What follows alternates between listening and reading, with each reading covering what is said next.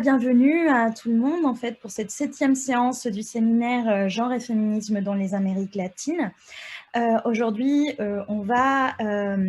la séance d'aujourd'hui portera sur l'ethnographie et sur la sexualité au Pérou. Donc, on aura 3 intervenantes que je vais présenter plus en détail par la suite. Juste pour expliquer un petit peu comment on va procéder, pour débuter en fait la séance, on commence toutes ces séances par un tout petit point au sujet de la LPPR en fait et des mobilisations en cours de route en fait dans l'actualité. Donc on va commencer par un petit point LPPR qui prendra quelques petites minutes et par la suite on écoutera la communication de Maëlys, Lanky, Juliette Roguet et Camille Riverti.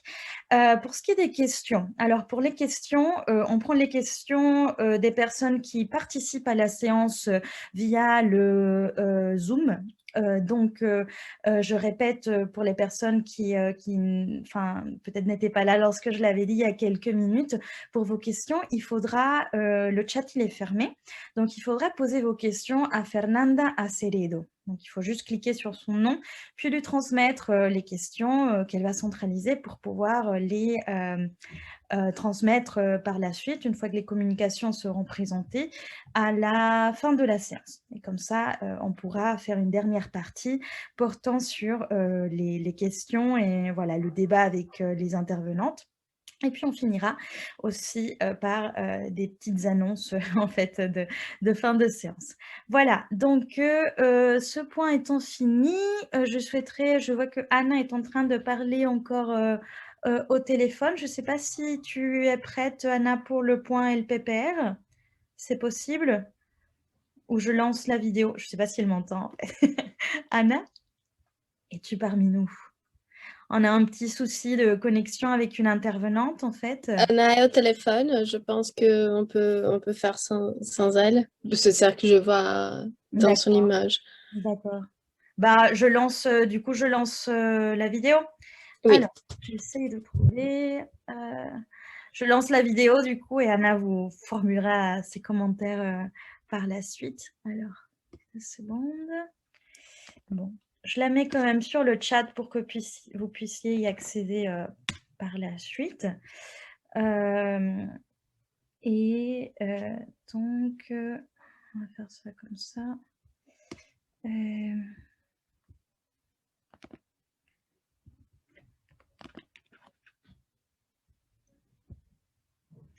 Alors.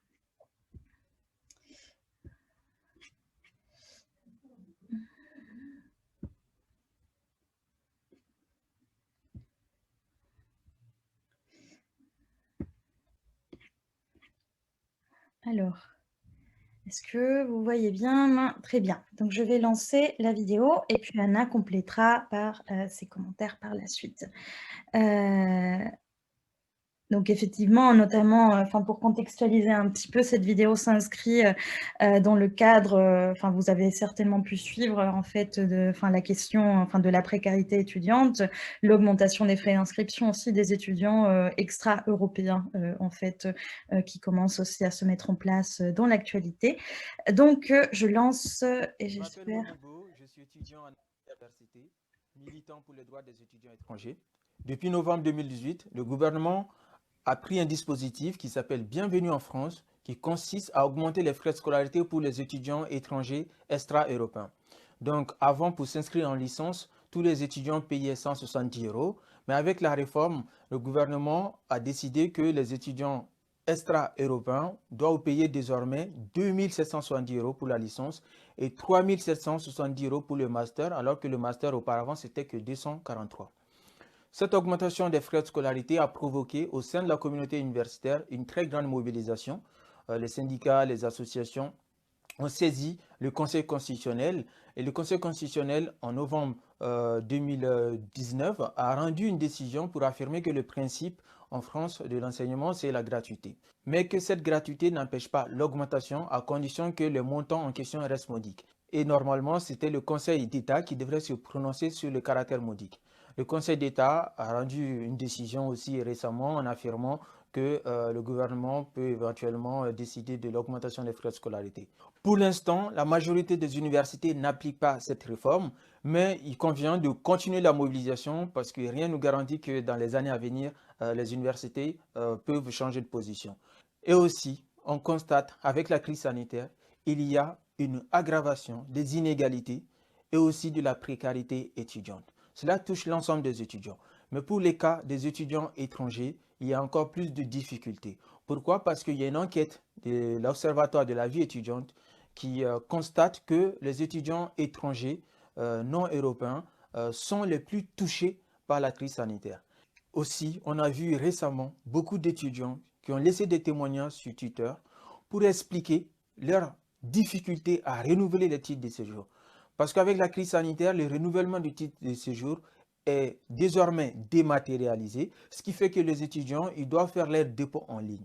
Mais une fois le dépôt est fait en ligne, on doit, pour pouvoir continuer à travailler, pour pouvoir continuer nos stages, pour pouvoir continuer à toucher les aides au logement, nous devons avoir soit un récépissé, soit un document qui a une valeur juridique. Or, on constate que une fois le dépôt a été fait, on a juste un accusé de réception qui nous dit qu'on a fait le dépôt, mais qui n'a pas de valeur juridique.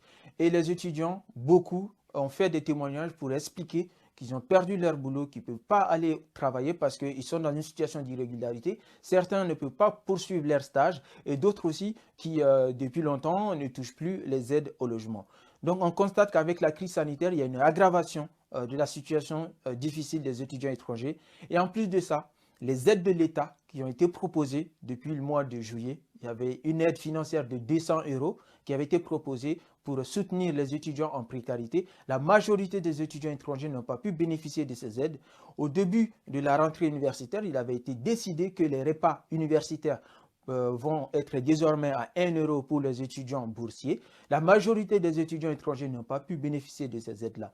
Donc, malgré la situation difficile qui touche tous les étudiants, il y a une difficulté particulière aussi concernant le cas des étudiants étrangers. Pour cela, entre nous, c'est-à-dire les associations d'étudiants étrangers, on essaie de trouver d'autres mécanismes de solidarité pour tenir et pour faire face à la crise sanitaire. Récemment, une cagnotte a été lancée pour soutenir, accompagner et aider les étudiants étrangers en situation de précarité parce que nous avons compris que face à cette crise, il faut multiplier les mécanismes de solidarité, il faut multiplier aussi notre capacité à aider les uns les autres. C'est pourquoi, avec cette cagnotte, si vous pouvez participer, n'hésitez pas à faire un petit don, un petit geste pour qu'ensemble, on puisse s'organiser face à la crise sanitaire. Au-delà de la crise sanitaire, il faut continuer le combat pour l'égalité des droits entre les étudiants étrangers et les étudiants nationaux au sein de la communauté universitaire, mais aussi pour soutenir d'autres étudiants, par exemple en interuniversité, jusqu'à aujourd'hui, ils n'ont pas eu d'inscription, donc il y a des syndicats qui se mobilisent pour obtenir des inscriptions. En conclusion, la crise sanitaire a permis de révéler que c'est par la lutte, c'est par l'engagement, c'est par la solidarité que nous pourrions nous opposer aux politiques néolibérales qui détruisent l'université, mais aussi qui nous opposent les uns aux autres.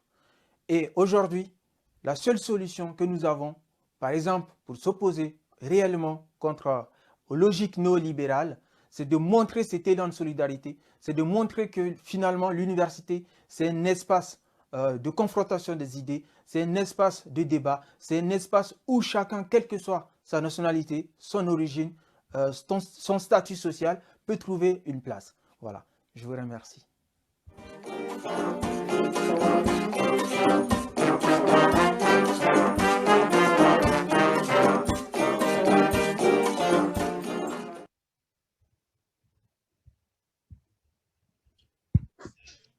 Tania, je ne sais pas si Anna elle est disponible, donc je peux faire les commentaires à partir d'une question qui vient de m'être envoyée par Carolina dans les chats, où elle demande, elle parle de la situation des étudiantes de Paris 3, et elle se demande si serait possible d'avoir un moment pour en parler.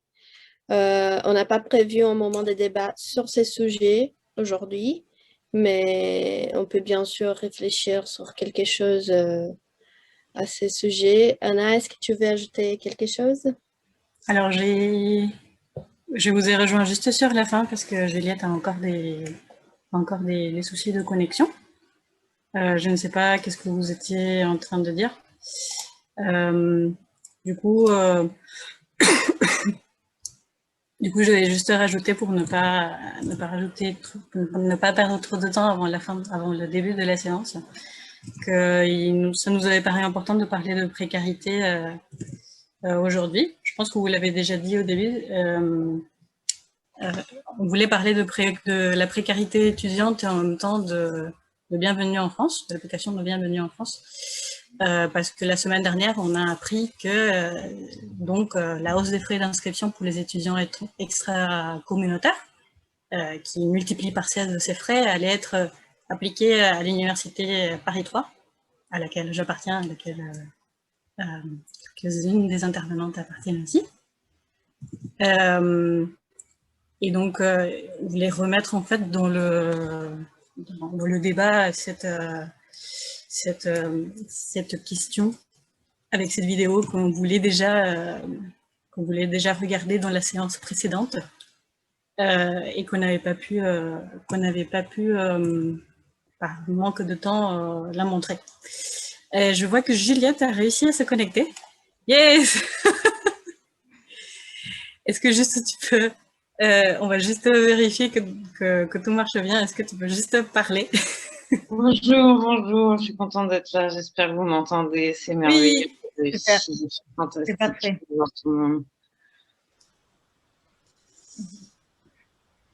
Super. Donc, je ne sais pas qu'est-ce que vous aviez dit au sujet. Juste un tout petit peu avant de commencer, je voulais juste rappeler quelques chiffres sur la précarité étudiante. On ne va pas pouvoir lancer un débat aujourd'hui sur la situation de Paris 3. Je crois qu'il y a quelqu'un qui demandait ça. Mais on va vous mettre des ressources en fait que vous pouvez aller voir une fois que le billet sur cette séance sera mis en ligne sur le carnet hypothèse de GFMLAT. Notamment, il y a des chiffres que le carnet hypothèse académien a mis récemment. Il recite en fait, il rappelle les données de la Fondation Abbé Pierre.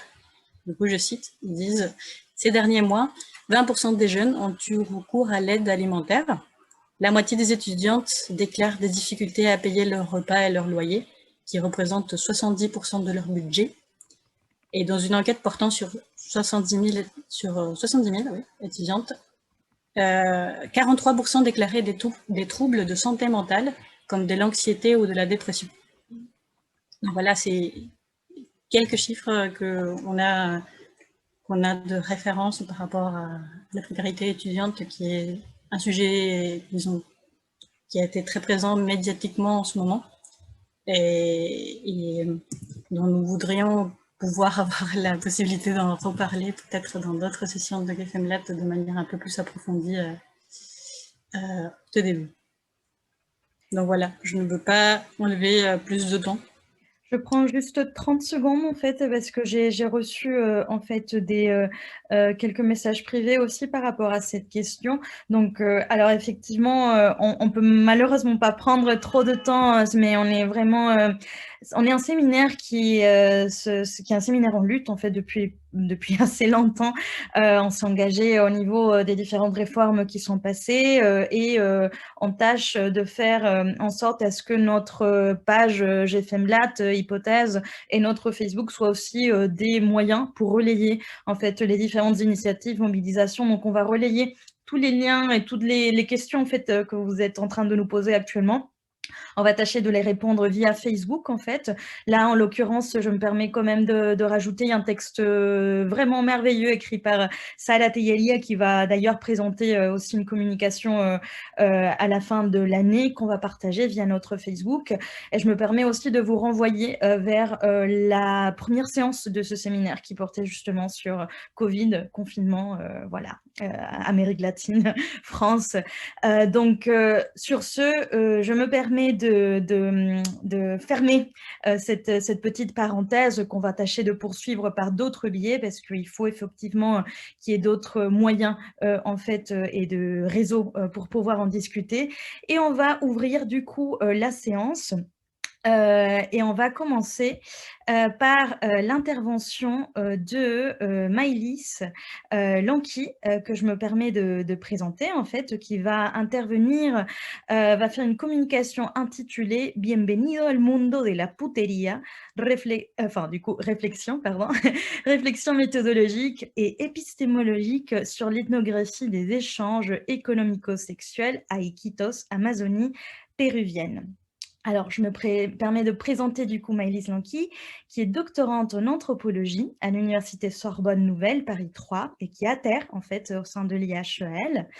Alors, Maïlis, après un master d'études de genre à l'Université de Genève et un mémoire traitant des communautés virtuelles de touristes sexuels se rendant en Amazonie péruvienne, qui a reçu le prix universal du meilleur mémoire de master de la faculté de sciences de la société de l'UNIGE, ainsi qu'un master de recherche, fait un parcours en fait d'anthropologie à l'IHEL et depuis septembre 2018 où elle prépare justement sa thèse sur le sujet qu'il va nous présenter à présent. Donc, sin extenderme más, je laisse la parole du coup à Maïlis pour qu'elle présente sa communication. Vas-y Maïlis. Bonsoir à toutes et à tous. Tout d'abord, je tiens à remercier les organisatrices du GFEMLAT. C'est un réel plaisir de vous présenter ce soir une partie de ma recherche doctorale qui porte donc sur les échanges économico-sexuels à Iquitos, la capitale de l'Amazonie péruvienne. Cette présentation va porter sur les enjeux méthodologiques et épistémologiques d'une telle enquête de terrain. Et donc, elle s'intitule « Bienvenue dans le monde de la puterie ». C'est l'extrait d'un entretien avec Lily, qui est une travailleuse du sexe, et cet entretien a eu lieu en août 2019 à Iquitos. Alors, cette phrase m'avait interpellée, bien qu'elle ne me fût pas vraiment adressée. En fait, Lily, à ce moment-là de l'enquête, je découvrais totalement le monde du travail du sexe. Et en fait, Lily, dans l'entretien, m'expliquait qu'Iquitos dispose d'un vaste marché de services sexuels. Les journaux affirment même que cette ville est la deuxième ville de prostitution en Amérique latine, une ville bordel, pardon. Donc, cette réputation est le résultat du système économique capitaliste, patriarcal et raciste de la ville, mais également du mythe de l'hypersexualité des femmes salvaticas. Historiquement, depuis le développement de la ville au XIXe siècle et la fièvre du caoutchouc, l'économie est tournée vers l'exploitation des ressources naturelles, donc le pétrole, l'or, le bois. Or, l'implantation du capitalisme dans cette région a favorisé une main-d'œuvre majoritairement masculine, temporaire et parfois étrangère, entraînant ainsi le développement de relations instables ou prostitutionnelles entre les Iquiteñas et ces hommes de passage. Puis l'installation de l'armée lors de la Seconde Guerre mondiale et les visites des Charlies dans les camps militaires ont consolidé le travail sexuel de manière plus formelle. Cette réalité économique contraste avec la représentation de la ville, perçue comme un ailleurs lointain, préservé de la modernité, où tous les fantasmes seraient réalisables. Les femmes iquiteñas sont le plus souvent représentées comme belles, jeunes et proches de la nature. En outre, elles auraient une sexualité précoce et des mœurs légères en raison du climat chaud et humide de la région. Réputées pour être de meilleures amantes que mères, elles sont considérées comme des prostituées potentielles par les hommes du reste du Pérou. Et donc, l'essor récent du tourisme à Iquitos a transformé le marché de services sexuels. Ces nouveaux flux touristiques ont intensifié une économie de services, souvent féminine, et dont la frontière est très poreuse avec le travail sexuel. Ainsi, il n'est pas rare qu'une serveuse ou une commerçante entretienne des relations plus ou moins suivies, avec des touristes en échange de biens non monétaires. Le système de don contre don entre les hommes et les femmes dans le monde de la nuit permet également aux touristes d'avoir facilement accès à des relations sexuelles tarifées. En plus de prodiguer des services sexuels, ces femmes leur font découvrir leur pays, tel un intermédiaire culturel. Et donc, une rivalité s'est installée entre les travailleuses du sexe qui s'identifient comme telles et ces femmes qui entretiennent des relations plus ou moins suivies avec des ingénieurs, des soldats ou des touristes. Donc, je cherche à étudier la place qu'occupe cette sexualité touristique dans le continuum des échanges économico-sexuels spécifiques à cette ville. Je fais une petite parenthèse. J'adopte le terme de sexualité touristique afin de proposer une analyse plus nuancée et d'éviter surtout la formulation de tourisme sexuel qui véhicule de nombreux stéréotypes, dont ceux de la traite humaine et de l'exploitation sexuelle des mineurs. Et j'en profite également pour rappeler que le Pérou a adopté une politique réglementariste depuis la seconde moitié du XIXe siècle. Le travail sexuel est donc autorisé. Et j'ai donc confronté le concept de Paola Tabet au terrain. Donc, l'anthropologue italienne défend l'existence d'une grande variété d'échanges sexuels rémunérés, plus ou moins implicites, allant de la prostitution au mariage, et où la sexualité des femmes apparaît comme un objet d'échange par et entre les hommes. Ainsi, elle définit les échanges économico-sexuels comme une transaction dans laquelle ce sont les femmes qui fournissent des services, variables, mais comprenant une accessibilité sexuelle, un service sexuel, et les hommes qui donnent, de façon plus ou moins explicite, une compensation, dont la qualité et l'importance sont variables. Cela va du nom au statut social ou au prestige, au cadeau, à l'argent, en échange de ces services. Et Paola Tabet s'inscrit dans une démarche matérialiste où les rapports de sexe sont pensés comme des rapports de classe. Cependant, mon terrain à Iquitos permet l'utilisation du féminisme matérialiste francophone, mais également une approche plus intersectionnelle. La situation postcoloniale que connaît la ville incite à déceler les imbrications entre les rapports sociaux de sexe, de race et de classe sur lesquels reposent les relations entre Iquiténias et touristes. D'ailleurs, notons que Jules Falquet invite dans l'introduction de Los Dedos Cortados de Paola Tabet à faire dialoguer les savoirs théoriques et politiques du féminisme matérialiste avec ceux des mouvements féministes décoloniaux, antiracistes et anticapitalistes en Amérique latine. Donc, face à l'étendue de mon terrain, une question s'est posée à moi. Comment rendre compte du continuum des échanges économico-sexuels à Iquitos ? Alors, j'ai commencé par des observations dans les lieux touristiques et festifs, mais également dans les lieux dédiés à l'exercice du travail sexuel. Alors, j'ai rencontré de nombreuses difficultés, mais je ne vais pas forcément en parler aujourd'hui par manque de temps, mais on pourra y revenir dessus dans les questions si vous voulez. Et donc, j'ai essayé de dresser un panorama des services sexuels à Iquitos. Et je me suis rendu compte que mon usage du concept de continuum de l'échange, des échanges économico-sexuels était très descriptif et perdait de sa force explicative. Ce constat a également été présenté dans l'ouvrage collectif dirigé par Broca et Deschamps en 2004. En effet, dans l'analyse de Paola Tabet, la division sexuelle du travail occupe une place essentielle, car elle implique une dépendance économique des femmes aux hommes. Par conséquent, les rapports sexuels apparaissent comme une monnaie d'échange pour obtenir quelque chose. Le principe de don entraîne une domestication des femmes et de leur sexualité qui est renforcée par un mélange de violence et de récompense qui conditionne les normes imposées. Donc, il me semblait nécessaire de m'intéresser à la sphère privée des femmes et pas forcément celle des travailleuses du sexe. Et ce travail a été possible, entre autres, grâce à l'association de travailleuses du sexe Sarita Colonia, qui lutte à Iquitos pour la reconnaissance du travail sexuel et contre les violences dont sont victimes les TDS. J'ai partagé le quotidien de ces militantes, j'ai partagé vraiment leur vie, je suis rentrée dans leur maison, etc. Et j'ai mené à leur côté des actions de prévention, ce qui m'a permis de leur proposer des entretiens de type bibliographique, donc des récits de vie, et qui se sont avérés d'une grande richesse. Et j'aimerais ce soir vous présenter celui de la señora Lili, qui éclaire particulièrement le fonctionnement des échanges économico-sexuels à Iquitos. Donc Lili est l'une des membres les plus âgées de l'association Sarita Colonia. Dès notre rencontre, lors de mon premier terrain, Lili s'est livrée à moi et c'est donc tout naturellement qu'un entretien s'est organisé avec elle. Exerçant encore son activité de travailleuse du sexe, son emploi du temps est imprévisible.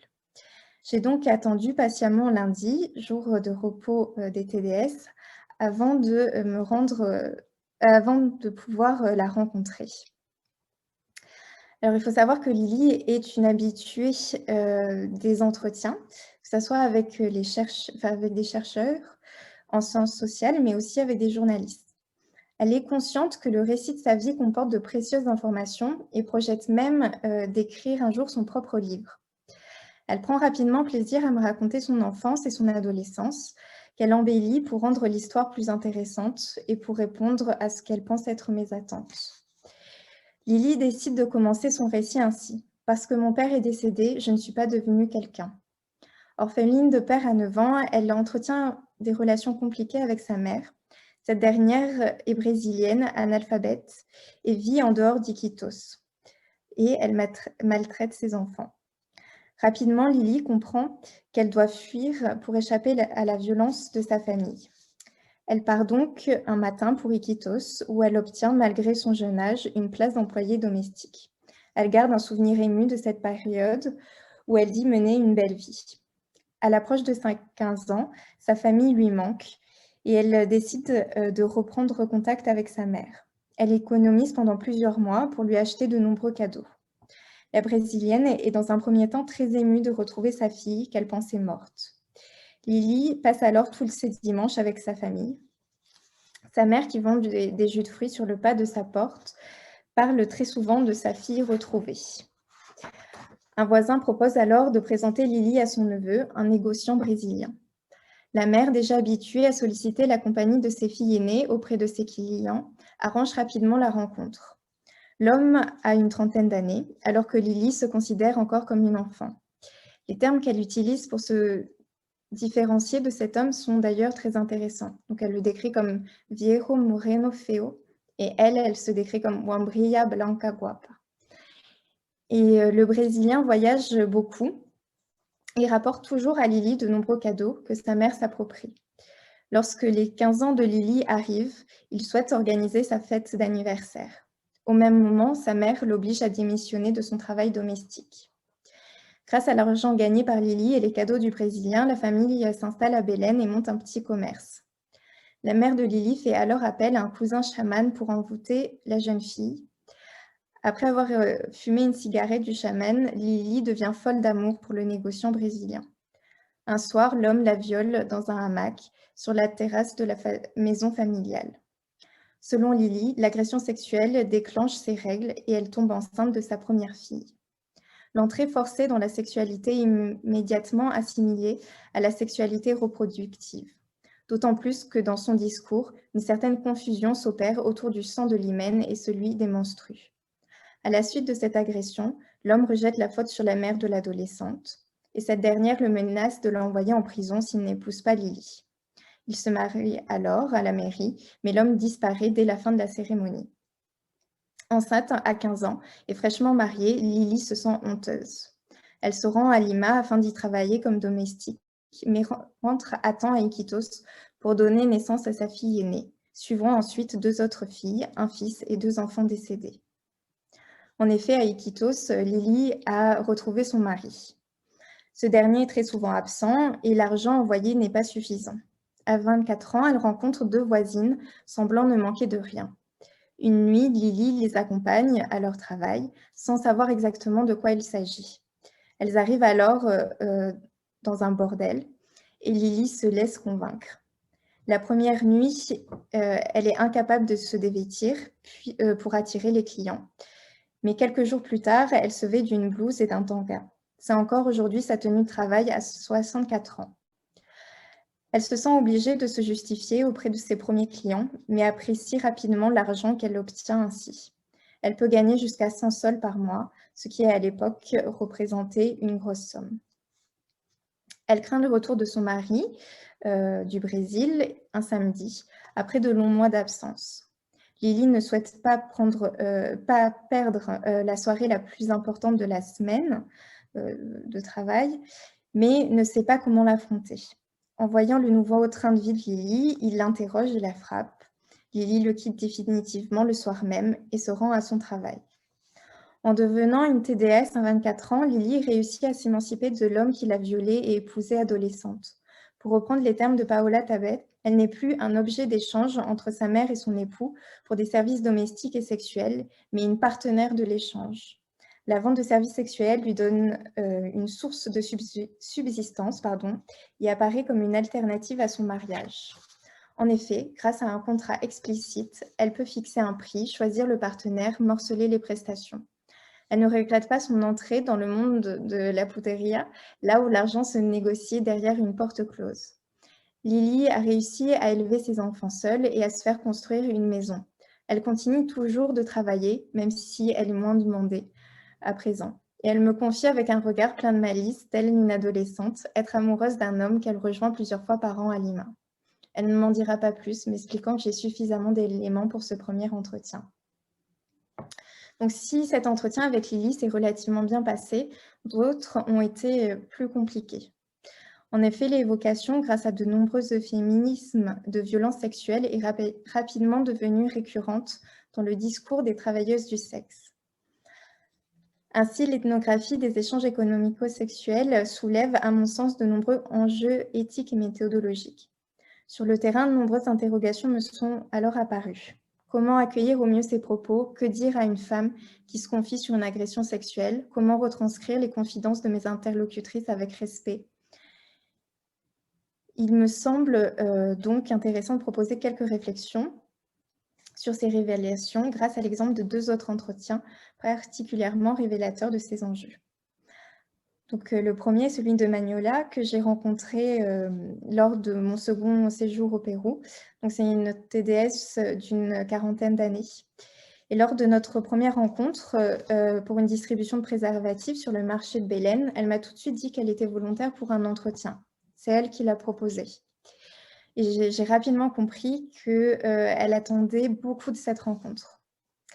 Lorsque Magnola s'est lancée dans le récit de sa vie, elle s'est rendue compte qu'elle n'avait presque plus de souvenirs de son enfance. Tout ce qu'elle me racontait étaient des histoires que les gens de son village lui avaient rapportées. Elle a grandi près de la frontière colombienne, née d'une aventure entre une adolescente sûrement indigène et un soldat de passage. Elle a été élevée par l'ensemble du village, avant que son père installé à Iquitos ne vienne la récupérer avant ses 10 ans. Elle n'est retournée que vers l'âge de 20 ans dans ce village, où les anciens vont combler les vides de sa mémoire. Si le reste de sa vie est marqué par de nombreuses épreuves, viols, maltraitance physique et psychologique, violences conjugales, dépression, envie suicidaire, grossesse difficile et maladie de son premier enfant, c'est bien son enfance qui reste très problématique pour Magnola. Son récit est ponctué d'épisodes mystiques. Selon les villageois, c'est une femme de la rivière. Dans son sommeil, elle avait marché jusqu'à la rivière et avait manqué plusieurs fois se noyer. Elle a également échappé à un troupeau de bœufs en s'agrippant à un arbre au milieu de la rivière. Elle évoque aussi une sensation de mal-être qu'elle ne parvient pas à expliquer. Pourtant, elle me parle de coups violents de la part de sa mère et de ses voisins qui l'ont enchaînée pour éviter qu'elle ne s'échappe et ne se noie. Donc à la fin de l'entretien, elle m'a demandé qui pourrait l'aider à retrouver sa mémoire et mettre des mots sur son enfance. Je lui ai conseillé d'avoir recours à un soutien psychologique. Il faut savoir que le programme de santé pour les TDS comprend des visites gratuites chez le psychologue. J'ai laissé partir Magnola de chez moi avec la sensation de ne pas lui avoir donné entière satisfaction. Et je lui ai tout de suite proposé un second entretien quand elle m'a dit que tout n'était pas sorti. Les idées suicidaires de Magnola lors de son adolescence m'ont effrayée et je craignais qu'elle ne se sente pas bien à la suite de cet échange. Je lui ai dit que j'étais joignable nuit et jour et que je serais présente pour elle si elle avait besoin de se changer les idées. Le second entretien est celui de Ascension. Donc, je l'ai rencontrée dans le nightclub Las Gatas Alvarez lors de mon premier terrain. Elle est la plus jeune des TDS avec qui j'ai pu discuter longuement. À 32 ans, elle a 2 enfants adolescents et vit avec sa famille. Et c'est seulement lors de mon second séjour que j'ai obtenu un entretien avec elle. Toujours un lundi en fin d'après-midi chez moi. J'ai rapidement compris qu'un entretien semi-directif serait plus facile pour elle et j'ai essayé de retracer avec elle son parcours. Lorsque j'ai voulu en savoir plus sur sa mobilité en tant que TDS, elle m'a expliqué être allée sur la côte et dans le sud du Pérou pour travailler dans des nightclubs. Je l'ai vue hésiter. Elle m'a expliqué avoir écouté une de ses amies lui proposant un super bon plan qui rapporterait. Alors qu'elle était une TDS plutôt expérimentée, elle s'est retrouvée à travailler contre sa volonté dans un hôtel transformé en bordel clandestin. Les hommes ont usé de la violence pour lui prendre ses papiers. Loin de chez elle et sans ressources financières, elle s'est sentie obligée de leur obéir jusqu'à ce que la police intervienne.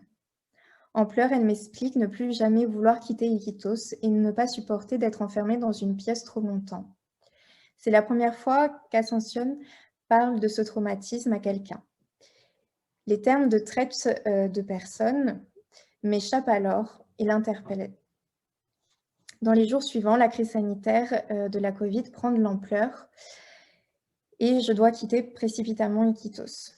Je n'ai jamais su ce qu'Ascension a pensé de cet entretien. Dorothée Ducy et Léonore Lequen, dans leur étude sur l'inceste, reprennent la figure de l'annonciateur forgé par Jeanne Favre-Sada. Pour cette dernière, c'est un personnage central dans son enquête sur la sorcellerie dans le bocage mayennais. Guéri lui-même de ces maux, il révèle le sorcier aux ensorcelés. Dorothée Ducy et Léonore Lequen expliquent que dans le cas de l'inceste, l'annonciateur, parfois sans le savoir, permet à l'incesté de désigner clairement l'inceste et donc de mettre des mots sur les agressions. Elles écrivent « La parole doit avant tout être légitime, c'est-à-dire avoir été prononcée par une autorité sociale, morale et psychique. » Il arrive que les annonces soient manquées, faute de précision dans les mots employés par l'annonciateur ou parce que la situation ne s'y prête pas. J'ai donc l'impression d'avoir, sans le vouloir, annoncé à Ascension qu'elle avait été victime de la traite humaine. Au contraire, l'entretien de Magnola ressemblait à une annonce manquée. Je détenais l'autorité nécessaire, mais je n'ai pas su trouver les bons mots pour désigner ces mots. Si cette approche me semble incomplète, elle permet tout de même d'interroger la responsabilité de l'anthropologue dans la révélation des violences sexuelles. Pour rapidement conclure, j'aimerais vous partager mes réflexions plus personnelles sur ma recherche. En particulier, les questions d'éthique qui se posent à moi. À Iquitos, ma priorité était de me faire accepter auprès de mes interlocutrices, mais également de répondre à leurs attentes. Lors des entretiens, j'étais consciente du courage dont elles faisaient preuve en me livrant une partie de leur vécu, et en particulier les moments traumatisants qu'elles avaient connus. J'ai ressenti un véritable malaise à remuer le passé douloureux de ces femmes pour une simple recherche. Elles ont brisé le silence pour la réussite de mon enquête et dans l'espoir de me voir poursuivre une carrière universitaire. Et je les en remercie sincèrement. Pour en revenir aux entretiens, j'ai essayé d'adopter une posture d'empathie. Je n'ai jamais remis en question leur récit, prenant implicitement parti pour mes enquêtés. Je les ai laissés parler sans demander de détails ou plus d'explications, peu importe les non-dits, les allants de soi, les incohérences. Mais j'ai eu le sentiment que cela n'était pas suffisant. Depuis mon retour de terrain, j'ai suivi des formations sur les questions de violence de genre auprès d'un collectif féministe. À présent, je suis persuadée qu'il ne faut pas négliger l'importance de phrases telles que « je te crois » ou « ce n'est pas de ta faute » et que les savoirs féministes permettent une meilleure pratique de l'ethnographie. Il n'est pas évident de livrer les propos ou l'histoire de mes enquêtés, tout en n'oubliant pas les attentes du monde universitaire. Je sais d'ailleurs que je les expose à nouveau à une stigmatisation, victimisation. Certains chercheront même des détails obscènes sur ces femmes exotisées et érotisées qui pratiquent le travail sexuel. Je me demande constamment où s'arrête l'intérêt heuristique et où commence le voyeurisme. Ces questionnements doivent être partagés par d'autres chercheurs, mais ils restent encore peu discutés publiquement et collectivement. C'est pourquoi je me réjouis de la discussion que nous aurons juste après. Merci beaucoup. Merci beaucoup à toi, Maëlys, pour cette communication vraiment si passionnante et si riche sur bien de plans. J'espère vraiment on pourra échanger davantage en fait dans le cadre du débat. Merci beaucoup. Alors, je vais passer directement la parole à Juliette Roguet. Donc, diplômée d'un master de recherche en sociologie à l'IHEL. Juliette est donc doctorante, il me semble, à Aix, si je ne me trompe pas, peut-être, je ne sais pas si je rajoute des éléments qui ne sont pas vrais. C'est ça. Dans tous les cas, après 5 années passées sur le terrain au Pérou, donc Cusco, Arequipa, Lima et Mancora, ces recherches s'inscrivent dans le champ de la socio-anthropologie, du tourisme, du métissage culturel et des études intersectionnelles. La thèse de Juliette Roguet, menée sous la direction de Denis Merclet et de Capucine Boisdin, se consacre à l'étude des pratiques de sexualité transactionnelle dans le milieu touristique au Pérou, donc le bricherismo. Alors du coup, Juliette, je te laisse la parole pour que tu puisses en parler à présent. Bonsoir tout le monde, merci beaucoup de l'invitation. Merci Maëlys pour cette très belle communication. Et en plus, on a beaucoup de choses en commun, donc merci d'avoir introduit si bien tous ces concepts, chose que je n'ai pas du tout prévu de faire, donc ça tombe très bien parce que je les utilise aussi. Donc, le bricherismo est une pratique professionnelle de séduction des touristes occidentales dans les principales zones de villégiature du Pérou. Les bricheros entretiennent des relations sexuelles et ou amoureuses, éphémères ou durables, dans le but d'obtenir des visiteurs un bénéfice matériel, culturel, symbolique et ou sexuel. Dans ces relations, la transaction n'est pas explicite.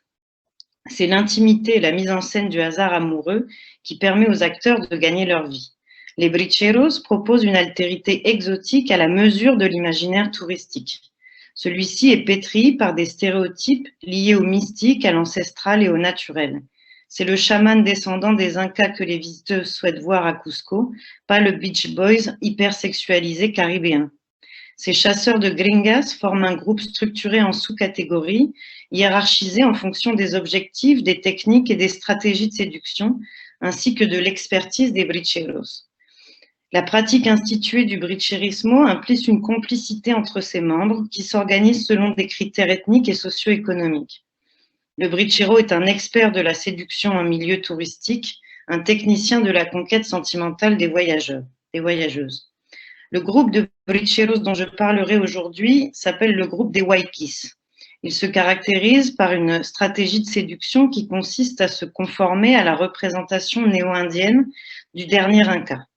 Ces jeunes hommes urbains et de classe moyenne, bercés par les remous cosmopolites du tourisme, se constituent en une large communauté nomade qui gravite autour de diverses activités, l'artisanat, la musique, le cirque, le monde de la nuit ou encore le trafic de drogue. Leur apparence évoque l'image stéréotypée de l'Indien New Age à l'allure incaïque. Le brichero idéal typique a un visage émacié au nez aquilin, entouré par de longs cheveux noirs. De nombreux tatouages et bijoux ornent son corps. Sa parure hybride est une composition d'éléments liés à la représentation de l'idée de l'ethnique, où toutes les cultures amérindiennes se confondent, et de symboles appartenant au mouvement reggae, punk ou hippie. Les bricheros évoluent dans un espace social de la marge. Les acteurs et leurs pratiques sont loin d'incarner l'hégémonie sociale, économique, raciale ou de genre. Les jugements de valeur relatifs aux Waikis expriment les différents rapports que les individus extérieurs à la pratique entretiennent avec les bricheros, et cela en fonction des différentes places qu'ils occupent dans l'espace social. Le croisement des jugements de valeur permet d'apprécier la place occupée par les Waikis dans l'espace social péruvien, ainsi que les effets de différents rapports sociaux dans la production de cela. D'après le traitement des données issues à la fois de l'enquête de terrain et du terrain virtuel, les jugements de valeur à l'encontre des Bricheros sont extrêmement polarisés, car ils relèvent soit de l'admiration, soit de la haine. Pour certains internautes, le Brichero est un monstre, pour d'autres, il est un exemple à suivre.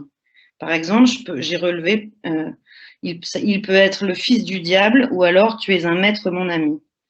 Que disent les rapports entretenus par les Brichero Waiki vis-à-vis des groupes d'hommes plus conformes aux standards de la masculinité hégémonique dans la société péruvienne? La sexualité entre les Brichero Waiki et les femmes touristes et les représentations de ces dernières constituent le vecteur des jugements de valeur et des relations entre Bricheros et non-Bricheros. La figure de la femme blanche et sa conquête sexuelle organisent les relations que les différents groupes d'hommes entretiennent entre eux, et ces dernières donnent à voir les ajustements des rapports sociaux imbriqués. Une fois arrivés dans le milieu touristique, les Bricheros évoquent le choc de la rencontre sexuelle et amoureuse avec les touristes. Comme pour Louise qui me dit, je cite, « À Cajamarca, je travaillais. Et je me souviens que quand j'étais à la mine, on allait dans un nightclub où on paye pour être avec une fille. Les filles vendent leurs services pour le sexe. Et ça, c'était mon monde. Et j'arrive ici, à Cusco, et je me rends compte qu'avec ma musique, je pouvais conquérir les filles. Et ça, c'était génial. » Ou encore, selon Michel, qui me dit, « Avec la fille péruvienne, si elle veut profiter de te faire payer la bière et n'importe quoi, elle ne va jamais se laisser approcher et elle va te réclamer. Et toi, comme un con, et elle te fait chier. Et ces choses-là, je les ai jamais expérimentées avec une fille de l'étranger. Elles sont plus détendues. Quand tu sors avec une péruvienne, dans un premier temps, tu dois l'inviter à l'avance. Après, tu dois demander la permission au papa et c'est possible qu'il t'envoie avec le cousin. Tu dois sortir avec la famille. Pour avoir une relation avec cette fille, tu dois accepter la famille et si la famille ne t'aime pas, t'es foutu. Avec une étrangère, elle ne voyage pas avec sa famille. Elle vit seule et ça, c'est la grande différence. Elle n'est pas aussi impliquée dans le religieux. Elles ne sont pas en train de penser « Oh non, ça c'est péché, le sexe c'est péché, je vais aller en enfer ». Dans le discours des enquêtés, les relations sexuelles et amoureuses, avant l'entrée dans le milieu touristique, étaient conditionnées par des rapports sociaux qui placent les femmes, soit dans le rôle de la prostituée, soit dans le rôle de la vierge. D'un côté, la sexualité tarifée et de l'autre, la sexualité procréative encadrée par les hommes de la famille. L'entrée dans l'espace social touristique marquerait l'entrée dans un autre système de genre. La rencontre avec les touristes constitue la possibilité d'avoir des rapports sexuels gratuits et qui peuvent même rapporter de l'argent. L'indépendance des femmes blanches en voyage véhicule l'idée selon laquelle leur sexualité serait soustraite aux rapports sociaux de sexe hétéronormés. Pendant le voyage, sa sexualité ne serait plus le contrôle des normes de genre de son groupe d'appartenance et le comportement des voyageuses porte en lui-même l'idée d'une disponibilité sexuelle. Le fait que la femme avec qui les Bricheros découvrent une autre façon d'avoir des rapports sexuels soit blanche et étrangère est un élément central. Une voyageuse en solitaire semble signaler sa disponibilité sexuelle. Par ailleurs, c'est un ensemble de stéréotypes racistes et d'éléments liés à la hiérarchisation phénotypique et culturelle qui nourrit la possibilité d'entretenir de relations sexuelles qui ne soient ni tarifées ni procréatives. L'entrée dans le monde des touristes constitue une ouverture du champ des possibles au niveau des rapports sociaux de sexe, tout en activant les rapports de domination ethno-raciale. Blanco aunque sea hombre. Cette expression populaire signifie « je coucherai avec un blanc même si c'est un homme ». Dans le contexte postcolonial actuel, la place des femmes blanches, son corps et sa sexualité constituent un enjeu central dans les relations de pouvoir. Au Pérou, la classe étant directement liée à la couleur de peau, on pourrait parler de classe sociale phénotypique. La hiérarchisation sociale superposée à la hiérarchisation raciale s'incarne dans des relations qui sont elles-mêmes organisées sur les rapports sociaux de sexe. Un exemple de norme qui synthétise la consubstantialité de ces rapports sociaux est l'interdiction pour les femmes blanches péruviennes, membres des classes supérieures ou supposées telles, d'entretenir des relations sexuelles avec des hommes noirs et ou indiens, membres des classes inférieures ou supposées telles. Ces hommes ne peuvent pas séduire les femmes blanches péruviennes, ce qui serait une triple transgression de genre, de classe et de race pour les femmes comme pour les hommes.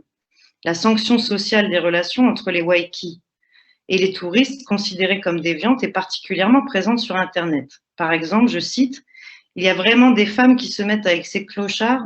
On dirait bien que oui, mec, tu devrais remercier le fait que les gringas existent, donc les touristes existent, parce qu'avec cette gueule-là et cette dégaine, une péruvienne normale, tu te la lèves même pas avec une grue. L'existence d'un rapport... Point.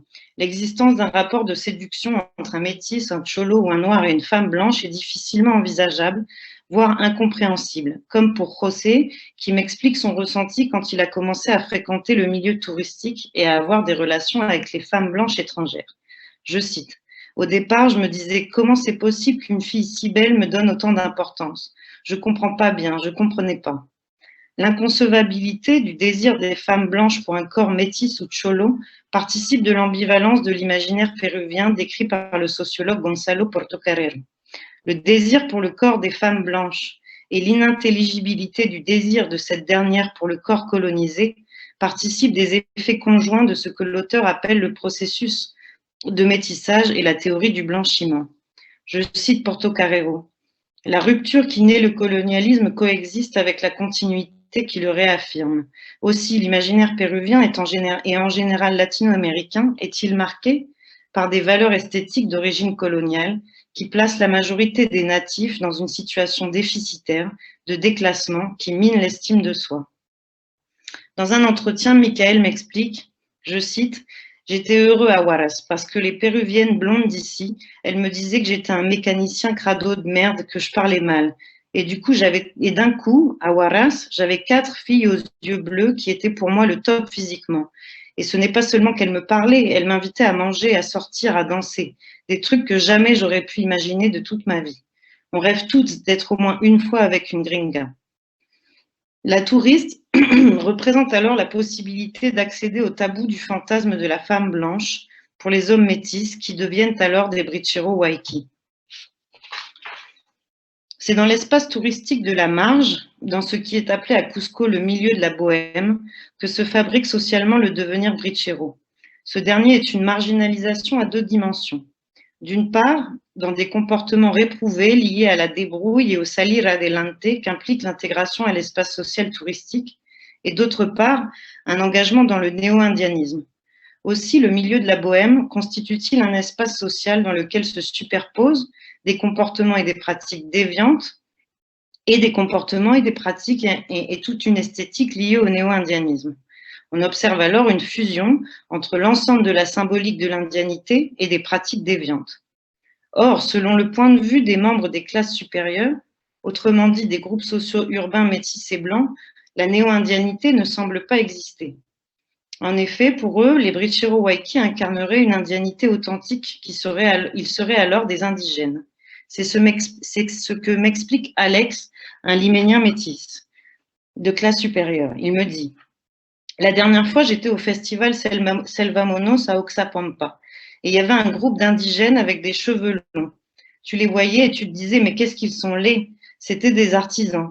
Moi, je pensais qu'ils étaient du coin, mais non, c'était ceux qui voyagent parce que je les ai vus dans le centre de Lima. Ils étaient probablement de ce type de bricheros qui voyagent et qui se déplacent d'événement en événement. » Les jugements relatifs aux bricheros relèvent à la fois des rapports de genre. La masculinité des waiki est évaluée en premier lieu à travers le fait de séduire des femmes blanches. Par ailleurs, la masculinité des bricheros s'est évaluée à travers le prisme des rapports de classe et de race, dans la mesure où le milieu social dans lequel ils évoluent est directement lié à leur ethnicité. L'ensemble des jugements de valeur à l'encontre des waiki ou de la pratique du bricherismo porte la marque de la masculinité hégémonique telle qu'elle est pensée dans la société péruvienne actuelle. Les rapports entre les groupes d'hommes, qu'ils soient des marques d'admiration, de complicité, de subordination ou de marginalisation, portent en eux la masculinité hégémonique. Celle-ci se manifeste dans des sentiments et dans des comportements comme le rejet, le dégoût et l'admiration, et sont relatifs à la place qu'occupent les individus dans l'espace social. De ce fait, les expressions des rapports de masculinité de complicité, de subordination et de marginalisation charrient des rapports de classe et de race, c'est-à-dire des rapports de complicité, de subordination et de marginalisation de classe et de race. On va le voir après. Ainsi, les sentiments de haine et de fascination éprouvés face aux bricheros constituent l'expression de la place des acteurs dans ces rapports, autrement dit de l'hégémonie dans la société péruvienne à un moment donné. Le capital érotique et exotique des Waikis se fonde sur une représentation de la masculinité subalterne, mais fortement corrélée à la représentation de la gringa.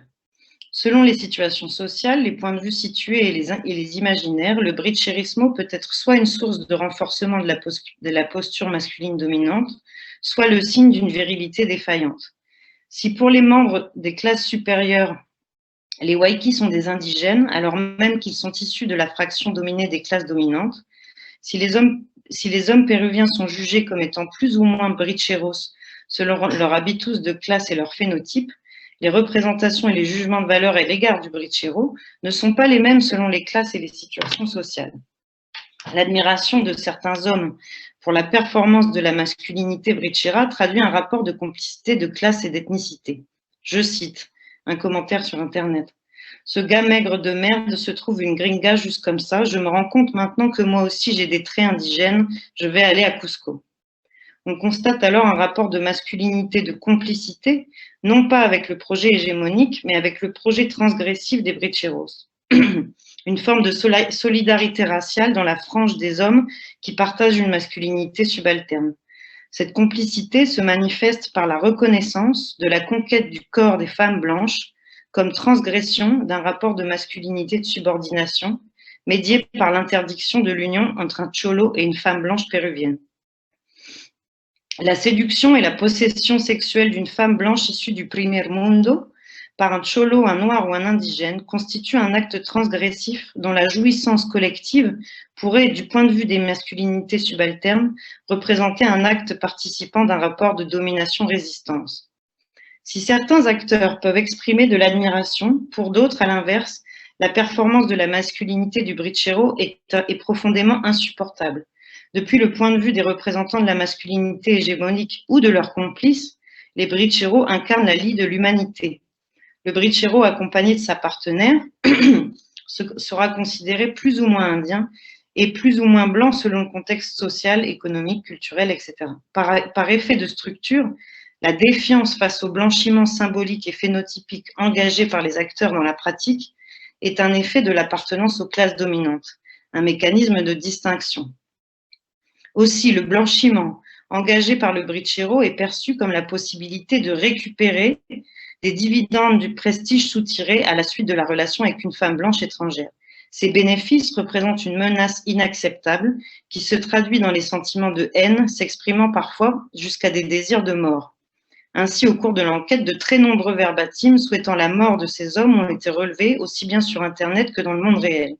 Par exemple, à Paris en 2018, un Liménien expatrié en France me commente, 2 points, « Comment tu fais pour travailler sur ces mecs-là? C'est vraiment les pires déchets, ils devraient disparaître. » Les commentaires de vidéos YouTube traitant du bricherismo sont éloquents. La formulation des souhaits de mort s'accompagne d'insultes relatives aux stéréotypes racistes et à l'oisiveté. Ces deux catégories de stéréotypes se renforçant réciproquement. Par exemple, je cite un commentaire sur une vidéo où on voit un brichero qui explique ce qu'il fait de ses journées. Il dit « Paysan de merde, complexé parce que tu ne me connais pas, c'est hier que tu as eu Internet dans ton village et au final qui tu es, ton odeur de maïs pour me dire quelle femelle on peut se lever ou qui peut le faire. Tu n'es même pas le patron d'une grotte et tu veux diriger partout à Cusco. Va faire brouter tes moutons, tu fais de la peine, Cholito. » La sanction sociale des Waikis est violente car il représente un mode de vie transgressif et il constitue le véhicule symbolique de l'indianisme. Les Waikis entrent en rupture avec les rôles centrés autour du travail et de l'institution de la famille, pensés dans la division sexuelle du travail hétéronormé. Les sanctions sociales de l'indianité réinventée des bricheros Waikis sont bien réelles. Ces derniers sont des hommes urbains qui se réindianisent et entrent dans un processus de résistance face aux institutions dominantes afin de séduire des femmes blanches. Ils s'engagent ainsi dans un processus de blanchiment, mais en dehors du métissage normalisé. Les bricheros veulent se blanchir et réaliser une ascension sociale en passant par la marge et le hors-norme, sans travailler dur et en passant par l'indianité. Le brichero essaye de représenter ce que les Occidentaux aspirent à retrouver le temps du voyage et ce dont la société péruvienne aspirerait à se débarrasser, l'enracinement indien. pour poursuivre sa voie de développement vers le modèle de l'Occident.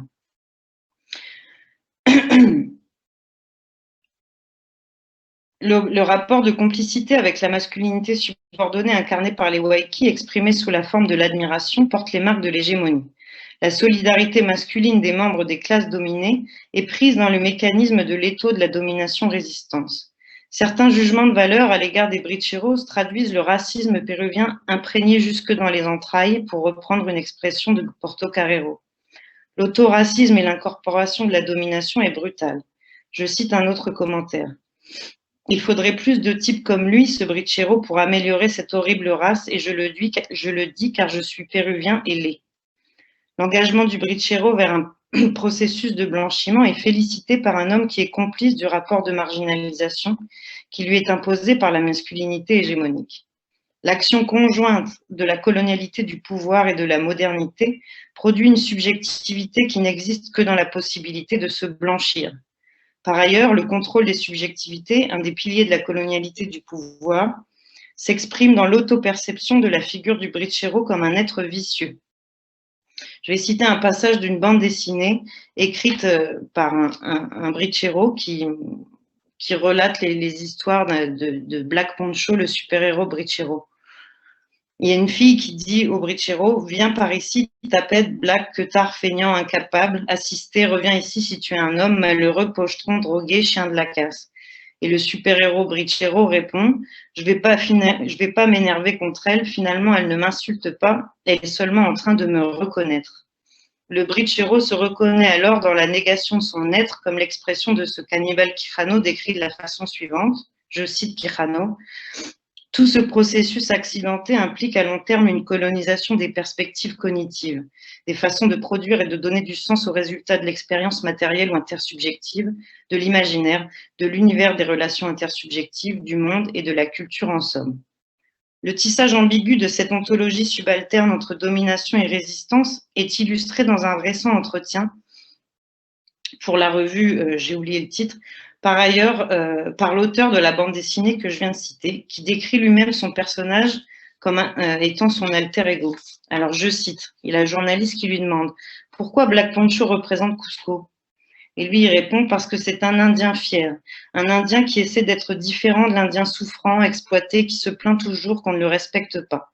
Black Poncho veut démontrer au monde et à ses compatriotes qu'ils aillent se faire voir, que l'Inca vient en nous et qu'ils sont dans notre sang, que nous ne sommes pas une race de perdants, que nous sommes une race de gagnants, que nous voulons regarder n'importe quel autre être humain, de n'importe quelle couleur de peau ou des yeux, que nous écoutons avec le même plaisir à Bach ou à Brahms, que nous pouvons jouer au football ou écrire de la littérature aussi bonne que Garcia Marquez ou Borges. Et je crois que l'Andin mérite une belle place dans la scène mondiale. Black Poncho veut rendre à l'Indien la fierté d'être.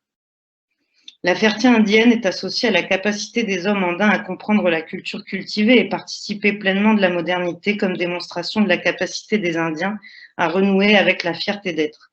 On observe ici les effets conjoints de deux axes développés par Quijano. D'un côté, la modernité et de l'autre, la colonialité du pouvoir. Ce discours marqué par une profonde ambiguïté entre colonialisme, décolonialisme et crise de la masculinité peut cohabiter avec celui qui affirme que la pratique du bricherismo peut symboliser les entraves au développement de la société péruvienne. Ces critiques, que j'ai relevées par ailleurs, mais j'ai pas ici, traduisent ce en quoi la masculinité des Waiki et la pratique des Bricheros s'apprêtent l'honneur de la nation. Il serait l'anti-masculinité nationale, peu vertueux, peu travailleur, indigène aux mœurs légères et aux cheveux longs. Tous ces qualificatifs qui désignent les hommes subalternes sont mis au service d'un métissage hors norme, d'un chemin tabou qui mène tout de même vers le blanchiment. Une forme de colonialité du désir, toujours médiée par le corps de la femme. Dernière citation, je te félicite pour ça, un Brichero, mais après tant d'années d'études et de travail, je crois que tu devrais apprendre à revaloriser ce qu'on a nous, dans tous les sens. Je comprends les femmes, il n'y a rien de tel qu'une péruvienne manga. Voilà. Merci beaucoup, Juliette, pour cette puissante communication. Je pense qu'on est tous et toutes assez, enfin, et les personnes qui sont aussi peut-être familiarisées par ces questions ou par le Pérou, assez touchées par ce que tu viens de nous partager. Et je pense qu'il y aura pas mal de choses à discuter par la suite. Comme nous avons pris un tout petit peu de retard, je vais devoir directement, presque sans transition, passer à Camille Riverti. Mais voilà, bon, je tenais quand même à te remercier infiniment pour cette communication. Je vais donc présenter Camille Riverti, qui est docteur en anthropologie et qui est actuellement à de la mention anthropologie à l'EHESS et ingénieur d'études du programme ANR Nambikwara. Sa thèse a reçu en fait le prix de la Fondation Martine Aublet et elle fait objet d'une publication aux Indes savantes sous le titre « Une ethnographe à marier, chronique de l'humour en terre andine ». Donc du coup, je laisse la parole à Camille pour présenter sa communication. Vas-y Camille. Bonsoir à tous.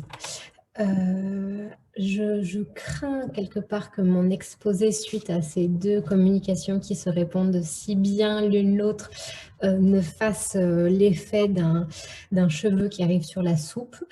Voilà, d'autant plus que du coup je vais vous ramener de la ville vers la communauté, donc on monte plutôt en milieu rural, et que la question de la sexualité, dans mon cas, est l'implicite et pas l'explicite, donc l'implicite d'un humour burlesque dont j'ai été l'objet. Voilà, donc il ne sera pas question dans cet exposé ni de femmes prostituées, ni de jeunes hommes bricheros, mais en fait de femmes et d'hommes de cette communauté andine qui sont mariés, parfois veufs, comme vous le verrez. Mais peut-être qu'il y aura un lien à penser entre les trois exposés autour de la question quand même de l'espace de la marge, pour reprendre une expression que tu as utilisée, Juliette, dans le sens où on pourrait dire que donc les scénettes humoristiques, donc burlesques, que je vais vous exposer, ouvrent un espace hétérotopique, c'est en tout cas le mot que j'ai repris de Foucault dans ma tête, c'est-à-dire un espace autre par rapport à la manière dont ça se passe ordinairement, avec tous les guillemets possibles, dans la société andine, un espace où en tout cas on peut faire comme si on s'alliait avec une jeune fille étrangère, enfin jeune femme on va dire, étrangère, donc, en l'occurrence l'ethnographe que j'étais dans cette communauté des Andes centrales, parle de scénettes burlesques. Donc je vais essayer de partager mon écran. Alors,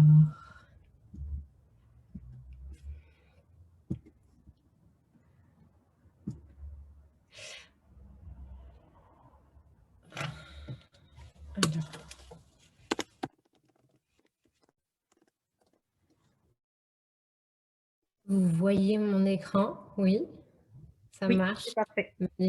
Magnifique. Donc peut-être juste une petite contextualisation. Nous sommes dans les Andes, dans une communauté qui s'appelle San Juan de Dios, un mois après mon arrivée sur le terrain en 2015, donc juste quelques semaines après, en pleine veillée funèbre.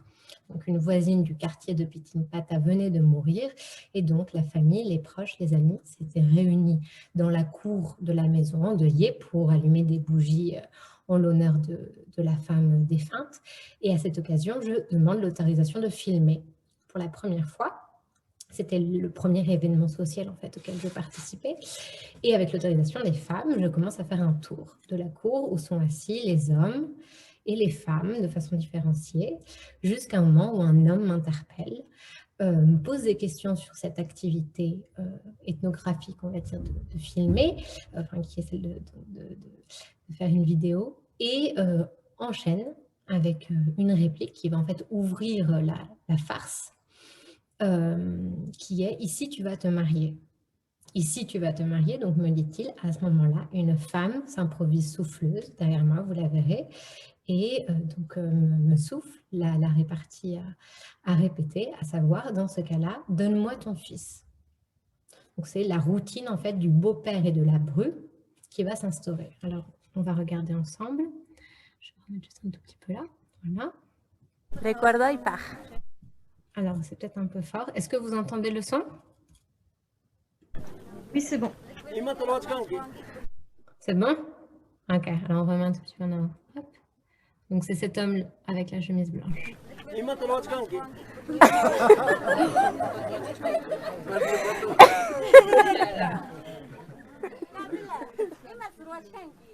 Imata Ruachkani? Grabación ta Ruachkani. Año Japag. Liachtaima. Franciata. Franciata Atamusa. Iskay, hermano, Sulkaimi. Año Jamayo. Hai. Ok, donc j'ai oublié de vous préciser, bien entendu, qu'en fait, on parle en quechua, donc c'est normal si vous ne comprenez pas ce qui est dit. Grosso modo, là, il a juste conduit un interrogatoire en me disant où est-ce que tu vas amener cette vidéo en France, où est-ce que tu vas emmener cette vidéo dans mon pays, où est ton pays en France, combien est-ce que tu as de frères, 2, ce sont mes frères cadets. Ici, tu vas te marier. Et donc, à ce moment-là, la femme derrière moi s'improvise souffleuse. Churiquita Hoikwai. Hai Kawatayo.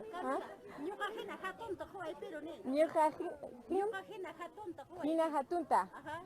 Nyuka Hina Hatunta. Masra. Alime. Voilà. Bon, on reviendra sur la transcription pour voir un petit peu les détails de l'interaction, mais c'était pour vous donner en fait une première idée de l'ambiance ludique et burlesque qui accompagne ces scénettes. Donc, je vais arrêter le partage. Voilà. Donc, grosso modo, ce que vous avez vu donc, dans la vidéo, ce sont ce que j'ai appelé donc, les farces verbales quechua, des performances verbales intégralement énoncées en langue quechua, auxquelles en fait, on m'invitait systématiquement à participer en tant que jeune femme étrangère, en tant qu'ethnographe dans la communauté, et dont le but était de composer des alliances burlesques entre les participants qui devenaient alors futurs beaux-pères et futurs brus, comme c'est le cas de la vidéo, futurs époux, futures belles-mères et futurs brus. Voilà, donc qui déclinaient en fait les différentes alliances possibles et qui en fait étaient soutenues par des passeuses de parole. Donc par exemple comme cette femme, Julia, qui intervient pour souffler. Donc des femmes généralement en fait qui tantôt soufflaient, tantôt répétaient, portaient la parole à l'un ou à l'autre de ce qu'on pourrait appeler donc les personnages du burlesque quechua. Ça se passe dans une petite communauté.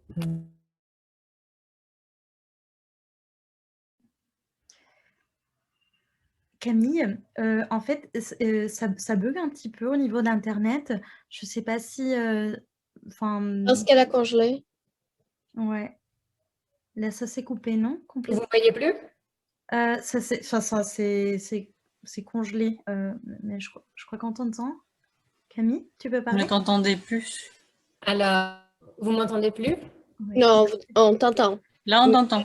Mais ton image bouge Ça pas. se coupait un petit peu, en fait. Mais Je ne sais pas si tu es près peut-être de la Wi-Fi ou si... Je ne sais pas si tu as un câble Ethernet, mais juste qu'il y a un petit souci d'Internet. Non, je peux pas faire grand-chose. Je peux peut-être juste me reconnecter, me déconnecter si vraiment vous ne me voyez plus. Là, vous ne voyez plus du tout? Ah, là, c'est bon. Là, c'est bon. On te... C'est juste Très bien. Ouais. Vas-y. Ah, je pense qu'elle s'est déconnectée. Bon. Me voilà de retour. Oui, tu es là. Bon, alors, moi, je vous vois tous bien. Mais vous, est-ce que vous me voyez? Oui? Oui. Maintenant, oui. Magnifique.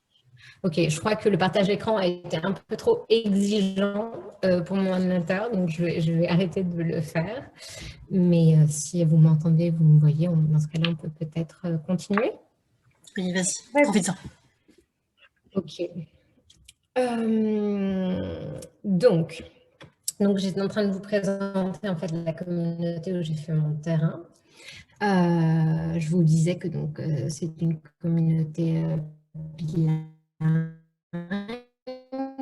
quechua-espagnole, qui est située donc dans les Andes centrales péruviennes, grosso modo à 3100 mètres d'altitude, j'avais des petites photos, mais bon, et qui repose sur l'agriculture, sur le travail du bétail, bon, et quelques autres travaux dans les chantiers, dans les mines. Et donc, c'est une communauté où j'ai effectué un travail de terrain d'1 an, entre 2015 et 2017, chez l'habitant, après avoir appris donc la langue quechua à l'INALCO, à Paris, durant 4 ans.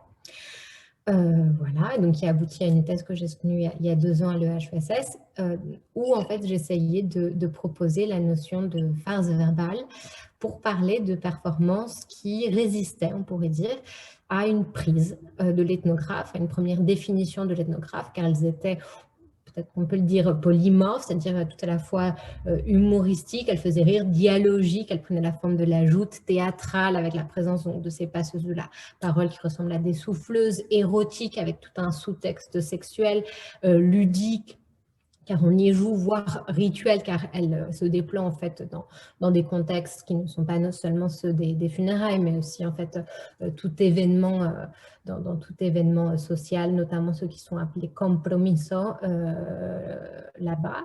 Donc ça peut être des mariages, des célébrations du bétail, mais aussi le marché, les assemblées politiques, voilà. Donc d'une part parce qu'elles étaient polymorphes, elles résistaient à cette prise, on peut dire, ethnographique, mais aussi parce qu'elles n'avaient jamais été véritablement ethnographiées, en tout cas de façon approfondie, même si elles avaient pu être aperçues par quelques ethnographes andinistes. Donc, se poser la question de qu'est-ce qui se passe en fait? Qu'est-ce qui se passe lorsque on farce de cette façon? Qu'est-ce qui est en jeu? Voilà, que viennent dire en fait ces farces, à la fois de la relation ethnographique, donc de ce qui se passe entre l'ethnographe et ses interlocuteurs, et en même temps de la société. En fait, ça coupe un peu à nouveau, peut-être. Est-ce que tu pourrais peut-être... Camille, tu m'entends? Allô? Camille, en fait, on se disait que est-ce que tu pourrais éteindre peut-être ta vidéo? Peut-être comme ça, le son pourra passer de façon plus fluide. Peut-être qu'il y a la question de l'audio et la vidéo qui fait que ça coupe. Tu pourrais couper juste ta vidéo. Enfin, je vais le faire sinon. Et comme ça, on t'entendra peut-être un peu mieux. Camille? Ah oui. J'ai coupé ta vidéo en fait. Ah oui, effectivement, je pensais que tu parlais de la vidéo. Ouais. Ah non, c'est bon. Vas-y. Tu m'entends pas? Oui, on t'entend. C'est bon? Vous m'entendez? C'est un problème technique, ça n'arrive pas habituellement.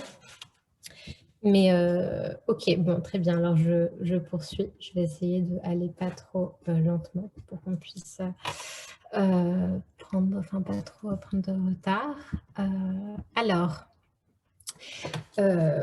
voilà, donc ces farces, j'étais en train de vous expliquer un petit peu la méthode par laquelle je les ai traitées. Donc, c'est un corpus de 25 farces que j'ai analysées à partir de la méthode de l'anthropologie linguistique, c'est-à-dire que je les ai enregistrées en contexte de performance. Donc, comme par exemple ce que vous avez vu dans la vidéo, je les ai transcrites en quechua, traduites en français, analysées avec mes interlocuteurs du terrain et avec mes professeurs de l'INALCO et discutées lors d'entretiens métalinguistiques. Voilà. Donc peut-être que le premier constat en fait de départ le premier constat qu'on peut faire au départ, c'est le rire, c'est-à-dire durant ces farces, on y rit notamment. Alors pourquoi y rit-on? Qu'est-ce que ce rire vient signifier, voire sanctionner, si on reprend l'analyse bergsonienne selon laquelle le rire fait office de sanction sociale. Et donc l'idée que j'aimerais soutenir en fait ici, que j'ai soutenue dans ma thèse, c'était que en fait les raisons du rire dépassent la seule implication drôle et décalée de la jeune femme étrangère, mais que ce rire là, ce rire notamment de la relation ethnographique est susceptible de dire quelque chose de la société étudiée à condition qu'on prête attention à la polyphonie burlesque, c'est-à-dire à l'ensemble des voix, à l'ensemble des participants et notamment à ces passeuses de la parole qui s'engagent en terrain burlesque. Donc, grosso modo, dans cette communication, je pensais voilà, juste me restreindre à cette vidéo qu'on a vue en restituant le contexte, en regardant, en vous lisant un petit peu les transcriptions et en faisant une ébauche d'analyse. Donc, grosso modo, c'est donc la première séquence de farce à laquelle je suis invitée à participer, qui se déploie, comme je vous l'expliquais, dans un contexte de funérailles. Les funérailles dans en tout cas cette région andine, c'est un processus qui est très long. Ce sont 10 jours, en fait, depuis la première veillée funèbre, le soir de la découverte du corps, jusqu'au despacho, donc de l'âme défunte, en pleine nuit, qui signe en fait le départ de l'âme en dehors de la communauté. Et ce sont donc 10 jours de funérailles publiques, collectives, auxquelles participent la famille endeuillée, les voisins, les amis, les proches qui habitent dans des quartiers plus ou moins éloignés et qui viennent allumer des bougies en l'honneur de la défunte, velal ou velacuy en quechua. Et ce furent aussi dans ce cas 10 jours de farce, donc ce qu'on peut appeler une séquence burlesque, qui sont lancés dès le premier soir de la veillée par, alors tenez-vous bien, le frère de l'homme veuf, qui en fait orchestre en quelque sorte la première veillée funèbre. Farce qui ne prend pas parce que bon, c'est la première fois. Et puis la femme qui fait office de souffleuse, c'est la marraine en fait de mon interlocuteur, qui est une femme assez âgée dont le quechua est assez acéré, on pourrait dire. Et bon, je viens tout juste d'arriver à la communauté et donc je n'ose pas tout à fait répondre et je n'y parviens pas tout à fait non plus. Dès le lendemain, ces farces en fait sont reprises par un voisin blagueur. Donc c'est le cas de la vidéo qu'on a vue. Avant d'être prise finalement tout le long des funérailles par le veuf lui-même, qui vient donc de perdre sa femme, qui blague sur le fait de se marier dorénavant avec l'ethnographe parce qu'il est veuf, donc il est en quête d'une femme. En fait, l'alliance entre le vieil homme veuf et la jeune femme étrangère, c'est l'alliance burlesque de référence durant tout le terrain. C'est celle sur laquelle on revient, on fait plus de blagues, on la prolonge, on la décline. Par exemple, c'est la fille du veuf qui déclare être ma belle-fille, qui ouvre je ne sais combien de séquences burlesques, ou encore sa bru qui organise donc les fiançailles de son beau-père avec l'ethnographe. C'est l'alliance, disons, la plus appréciée, celle qui fait le plus rire. Donc là, je pensais vous montrer la transcription de cette vidéo pour que vous ayez un petit peu une idée de ce qu'on s'y dit précisément. Je vais vous la lire. Donc l'homme, ce sera donc l'interlocuteur. La femme, ce sera donc la souffleuse, on va dire, et puis l'ethnographe. Donc l'homme dit « Mais qu'est-ce que tu fais ?» On rit. La femme: Camille, il t'a dit « Qu'est-ce que tu fais ?» Ethnographe: ce que je fais? La femme: oui, je fais une vidéo. La femme: pourquoi faire? L'homme reprend: pourquoi faire? L'ethnographe: pour moi. L'homme: on me dit que ma connexion est instable. L'homme: ah d'accord, où est-ce que tu vas la porter, donc, cette vidéo? L'ethnographe: à mon pays. L'homme: c'est où ton pays? L'ethnographe: en France. En France. Donc, dorénavant, c'est l'homme qui parle. Combien de frères? L'ethnographe: 2 frères, ce sont mes cadets. Ça y est, tu vas te mettre en couple. Ici, donc l'ethnographe répond: quoi? Et la femme intervient en tant que souffleuse: Camille, dis-lui, donne-moi ton fils. L'ethnographe: donne-moi ton fils. L'homme: d'accord, on rit. La femme: Camille, dis-lui, donne-moi-en un aussi grand que moi. Donc là, je bafouille, j'ai un peu du mal à répéter. Je finis par répéter: aussi grand? Oui, aussi grand que moi. On rit. L'homme répond: même plus grand. L'ethnographe: même plus grand. L'homme: oui, ça me va. Bon, j'espère que vous avez réussi à comprendre un petit peu le contenu de cette farce. Si on revient au constat de départ qui est en fait celui du rire, on peut essayer maintenant de répondre à la question pourquoi rit-on? Qu'est-ce que ce rire vient signifier? Qu'est-ce qu'il vient souligner, voire sanctionner?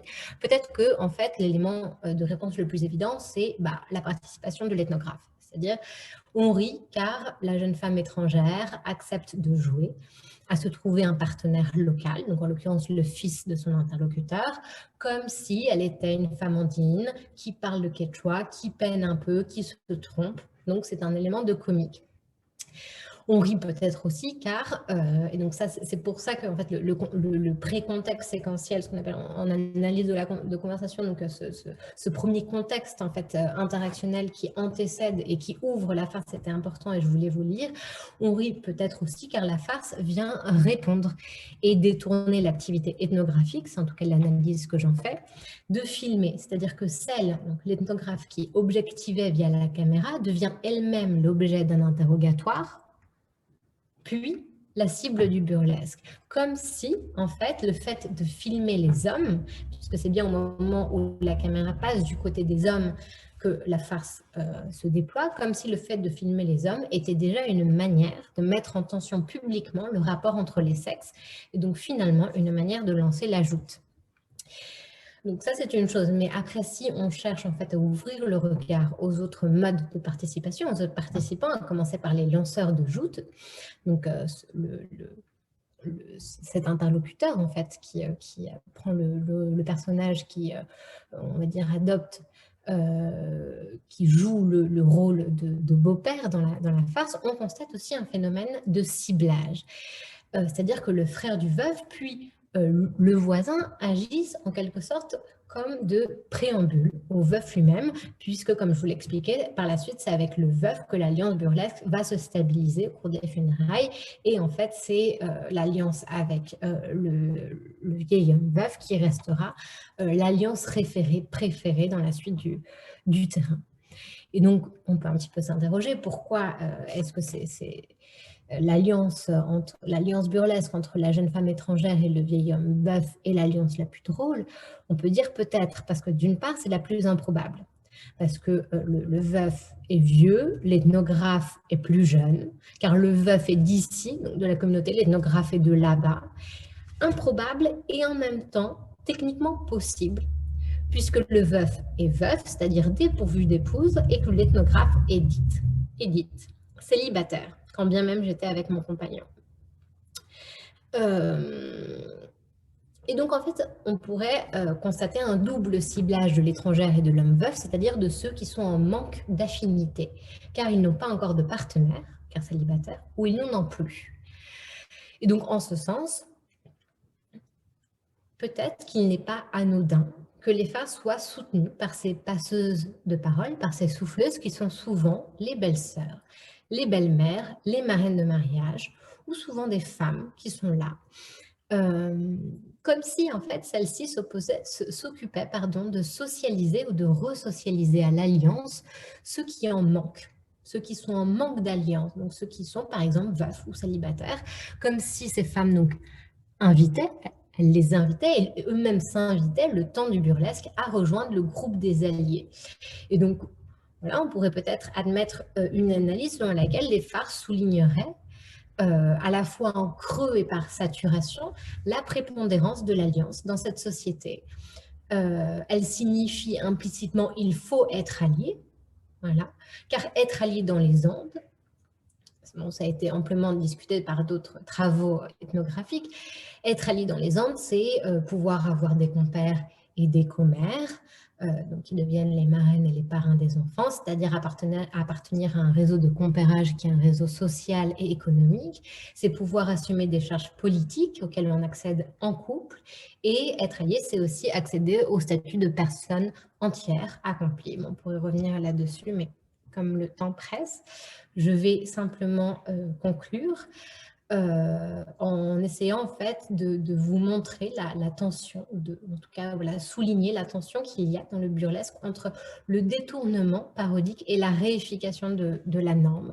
C'est-à-dire que ce qui me semble apparaître, c'est que ces scénettes burlesques auxquelles on invitait l'ethnographe que j'étais à ce moment-là, ce sont, à mon sens, des événements complexes qui opèrent à la fois un retournement parodique de la relation ethnographique en tant que relation d'objectivation, donc un retournement parodique de la relation d'objectivation ethnographique, un détournement parodique de l'alliance locale et une réaffirmation de la norme de l'alliance. Voilà, donc à mon sens, le burlesque travaille à la fois la relation ethnographique et les relations de genre locaux qui sont toutes les deux des rapports de pouvoir. En ce sens, le rire des participants pourrait servir à la fois d'appréciation à la drôlerie des multiples détournements parodiques et en même temps de sanction sociale, en reprenant donc la perspective de Bergson, en rappelant à l'ordre de l'alliance ce qui échappe. Bon, je vais m'arrêter là pour qu'on puisse peut-être avoir un petit temps de dialogue et de discussion. Merci Camille, merci beaucoup et merci aussi à Juliette et à Maëlys pour ces 3 présentations tellement intéressantes et riches. Nous avons reçu quelques questions par chat et moi aussi j'ai quelques questions à poser, donc je vais me permettre de répondre les questions qui ont été posées par le public et les formuler aussi de façon qu'on puisse les poser aux 3 intervenantes. La première question qui a été faite, c'était de Sarah et s'adressait spécifiquement à Juliette, mais j'aimerais bien savoir aussi qu'est-ce que les autres... pardon, c'était adressé à Maëlys, mais j'aimerais bien aussi savoir qu'est-ce que Juliette et qu'est-ce que Camille en pensent à ces sujets.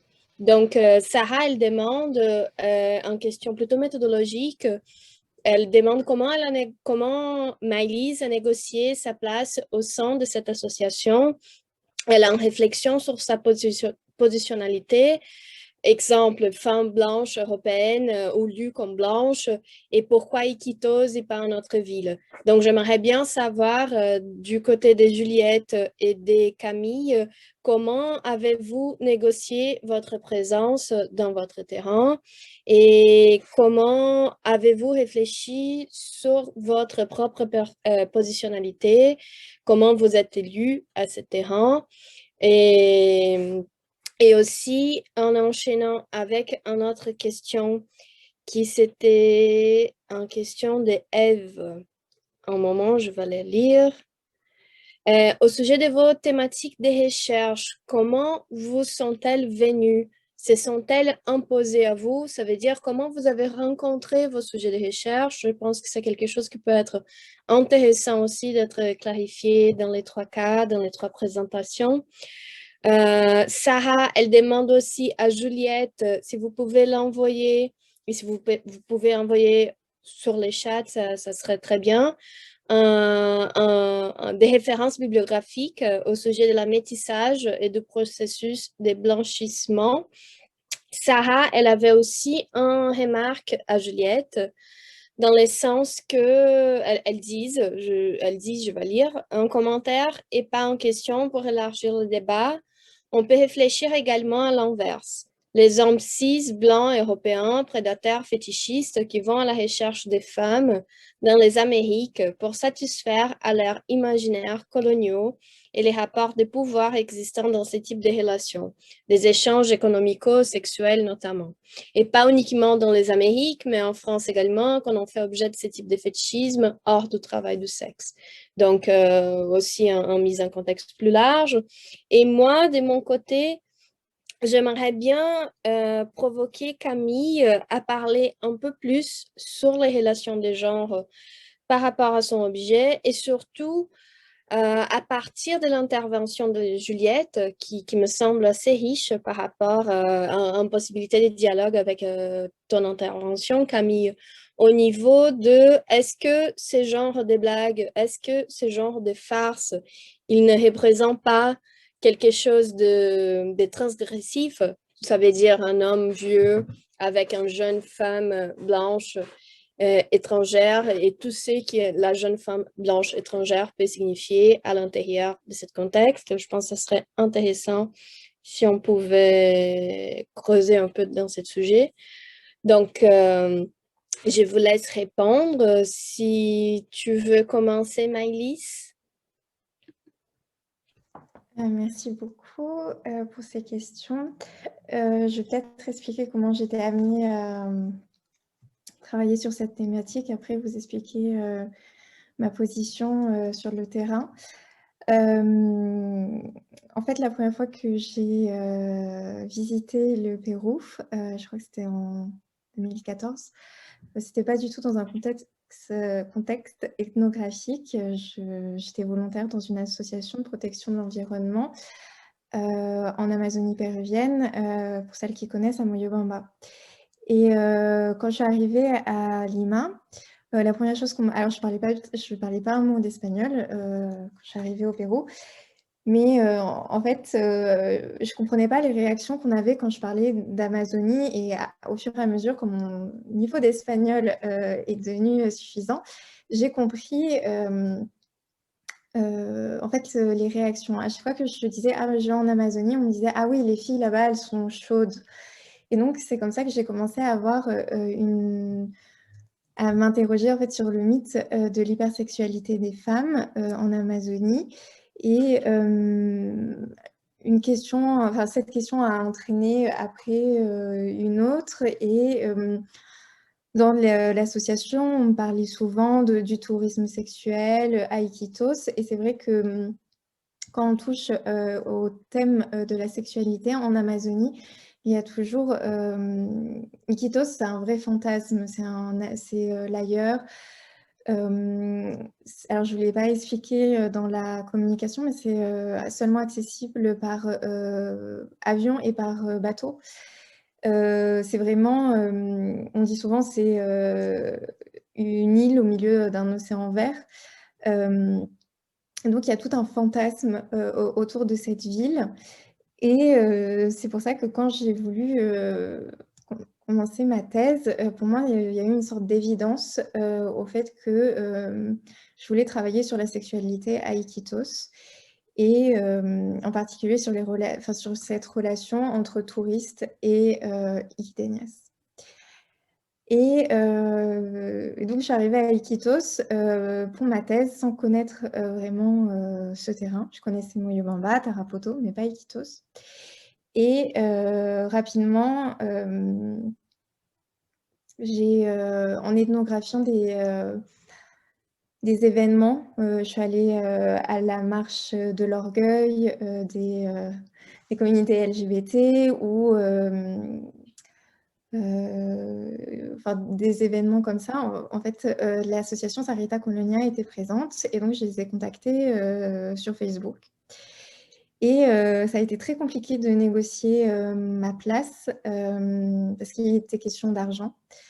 5 ans avant, il y avait une chercheuse canadienne qui avait travaillé sur le VIH à Iquitos et le militantisme. Et elle avait été en contact donc avec Sarita Colonia, et j'ai cru comprendre que elle a dû aider économiquement l'association, et pour les entretiens par exemple, donc elle faisait des entretiens semi-directifs, et dans les annonces des entretiens, elle disait que si la personne venait à l'entretien, elle donnerait de la nourriture et des petits cadeaux. Et donc ça a été très compliqué de négocier en fait mon entrée dans l'association, parce que les conditions d'exercice, les conditions matérielles en France quand on est doctorante, c'est pas les mêmes que quand on fait un doctorat au Canada, et que même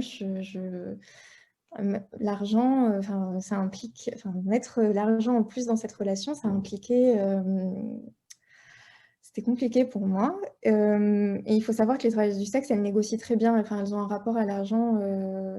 Donc, elles négocient, en fait. Si vous voulez, elles ont négocié. Et au final, on s'est mis d'accord sur le fait que j'achetais une pancarte pour l'association où elles mettaient leur logo, etc. Et elles me laissaient entrer sur le terrain. Et au final, tout au long du terrain, ça a été ponctué par des demandes d'argent, de prêts. À chaque fois, il a fallu négocier.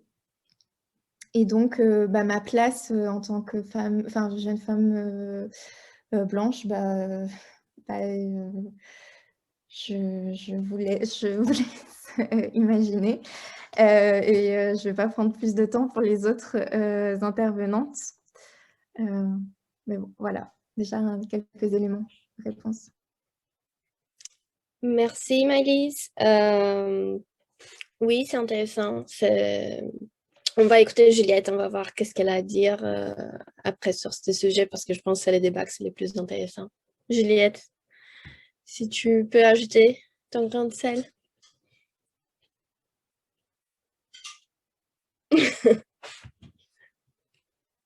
On t'entend pas, Juliette. Pardon. Ah, j'avais dit quelque chose de passionnant. Non, peut-être. Du coup, comment j'ai négocié ma présence et comment j'ai rencontré le sujet, c'est un peu la même chose. En fait, je suis partie au Pérou pour un échange universitaire en licence. Du coup, j'ai passé 1 an, puis je suis restée 1 an supplémentaire. Donc, comme une jeune gringa que je décris que j'étais, hein, donc en fait, je fais partie de mon objet d'étude à 100%, on va dire. Donc, j'ai passé 2 années là-bas dans le milieu qui est devenu ensuite mon terrain. Et je me suis rendu compte, après avoir passé 2 ans, que la plupart de mes amis autour de moi étaient plus ou moins des brecheros, quoi. Ou en tout cas très proches de ce milieu-là. Et du coup, j'avais déjà lié des amitiés de 2 ans avec certains des informateurs qui sont encore des informateurs aujourd'hui. Et j'ai fait ensuite un master, mon mémoire de master 1 sur le néo-indianisme, et je parlais un petit peu du bricherismo dedans. Et du coup, c'est ma directrice Capucine Boisdin qui m'a dit de travailler sur le bricherismo. Du coup, la négociation ce qui a été le plus compliqué, ça a été de naviguer entre les différentes assignations que j'ai pu avoir. Mais j'ai pu me défaire de l'assignation de gringa à séduire parce que j'ai été liée d'amitié avec certains bricheros qui étaient très reconnus dans ce milieu-là et qui m'ont directement présenté en disant ella ya sabe, como ella es un brother, non? Tu peux lui parler, c'est bon, elle a compris, quoi. Donc du coup, il y avait ça, et puis après, tout au long de l'enquête, c'était tout un jeu entre les différents rôles, entre les différentes postures que je pouvais adopter, et comme ça, j'avais toute une palette de nuances de moi, mes rôles, et puis de ce que ça provoquait chez mes différents interlocuteurs. Mais il y a eu certaines assignations qui étaient plus délicates, surtout par les femmes blanches qui ont été séduites et qui sont tombées amoureuses, qui, elles, m'assignaient comme quelqu'un qui allait les aider à résoudre leurs problèmes amoureux, quoi. Et du coup, ça a été plus difficile à gérer. Et du coup, travail réflexif qui est le fil rouge de ma thèse et qui fait un gros chapitre de ma thèse, et ravie de donner des références bibliographiques. Je ne sais pas comment on pourra le faire, mais je le ferai avec plaisir. Et puis évidemment qu'il faut élargir, bien sûr, là je n'ai pas pu donner un panorama très large, mais merci beaucoup de rappeler tout ça. Camille? Oui. Alors, pour répondre aux 2 questions, peut-être comment a-t-on choisi le sujet? Je dirais que il y a toujours un choix, bien sûr, qui est fait, mais en ce qui me concerne, je suis arrivée dans les Andes, dans cette communauté, sans avoir la moindre idée de ce qu'étaient ces farces burlesques en langue quechua, sans avoir la moindre idée de comment est-ce qu'on pouvait y répondre et qu'est-ce qui se passait en fait durant ce jeu. Donc, je dirais que j'ai été surprise, voilà, par un événement social et interactionnel qui m'a semblé intéressant. Et intéressant en partie parce que je ne le comprenais pas. Voilà, je pense que l'élément de la surprise et peut-être de ces moments où la compréhension est un peu troublée font partie souvent de ces récits par lesquels les anthropologues expliquent les raisons de leur objet. En ce qui concerne la négociation de la position, en fait, je pense que, et c'est ce que j'essayais un petit peu de dire, que le burlesque, enfin, que ces scénettes burlesques sont en fait le terrain de négociation. C'est-à-dire que la négociation, ma place sur le terrain, elle est passée précisément par la participation à ces farces. Dans la mesure où on m'y invitait en fait doublement à y jouer, d'une part en m'adressant la parole, en faisant de ma position celle d'une interlocutrice ratifiée, donc c'était le lanceur de joute, et après en me donnant les moyens d'y répondre. Donc c'était les souffleuses qui en fait indiquaient les réparties attendues ou appropriées. Et en fait, je pense que lors de ces farces, on négociait proprement parler la place de l'ethnographe sur le terrain, notamment en lui posant des questions, c'est-à-dire en menant une sorte de petite contre-ethnographie, enfin je dis petite, mais en fait on peut tout à fait enlever les petites, en menant une sorte de contre-ethnographie et en retournant le rapport de pouvoir qu'il peut y avoir lorsque on pose une question et on attend une réponse, ou lorsqu'on filme et on s'attend à ce que les gens rentrent dans l'objectif. Et souvent, en fait, les farces, ça commençait comme ça. C'est lorsque je filmais, lorsque je posais une question, et en fait, c'était une manière de détourner le rapport de force qu'il y a inévitablement dans tout rapport ethnographique, enfin, je pense. Voilà. Merci Camille. Il y a plein de choses qui me viennent en tête, et surtout cette idée de la farce comme un contre-ethnographie. Ça veut dire quoi de l'ethnographie? C'est quoi l'ethnographie si elle est, dans certains sens, en farce? Et ça me fait penser aussi à la phrase, une très belle phrase avec qui Maëlys a fini sa présentation. Elle dit où finit l'intérêt heuristique et commence le voyeurisme.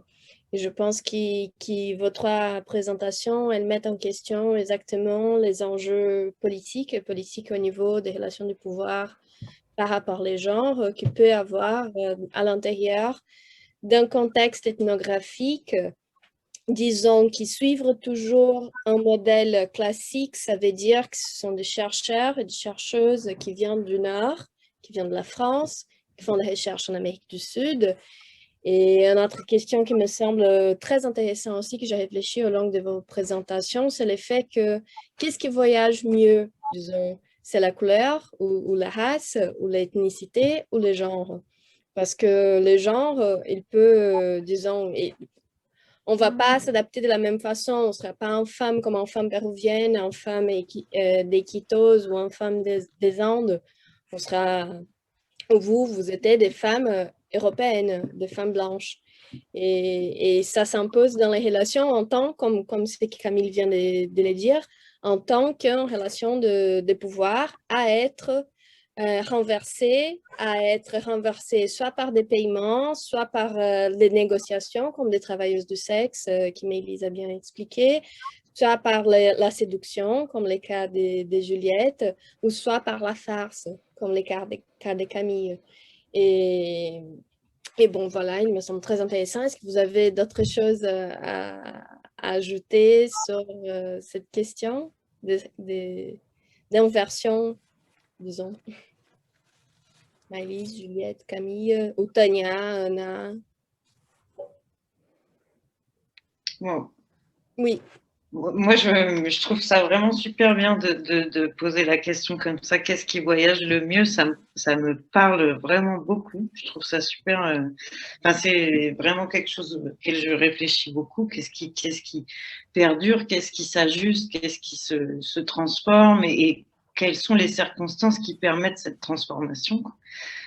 Moi, c'est l'espace touristique qui crée des failles pour la transformation, quoi.